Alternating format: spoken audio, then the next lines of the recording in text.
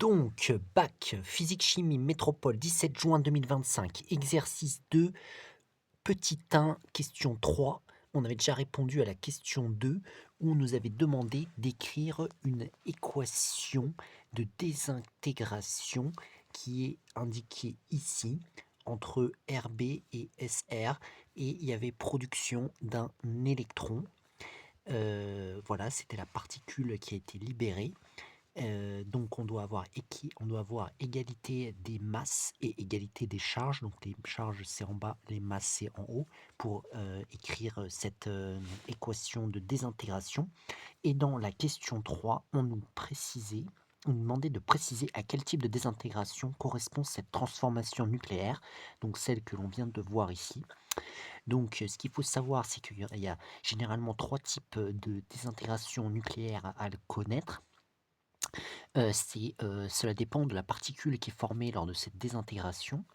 Lorsqu'on a un électron qui est formé, c'est une désintégration β-.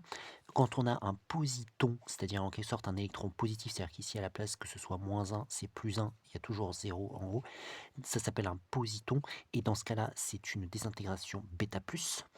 Et un troisième cas, lorsqu'un noyau d'hélium, He, comme cela, He, avec 2 en bas de charge et 4 en haut, est formé, alors ça s'appelle une désintégration alpha.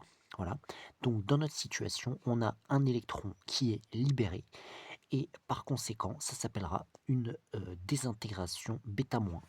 Donc on peut dire, euh, puisque... euh, puisque la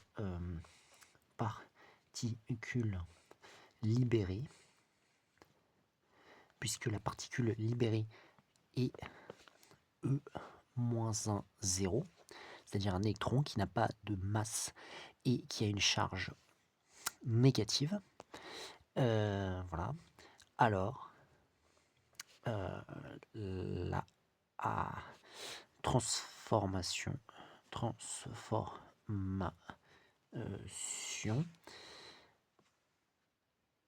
est une désintégration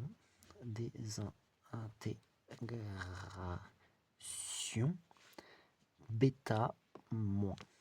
Voilà. Donc c'était comme ça qu'il fallait répondre à cette question 3 du petit 1 de l'exercice 2, physique-chimie, métropole, 17 juin 2025.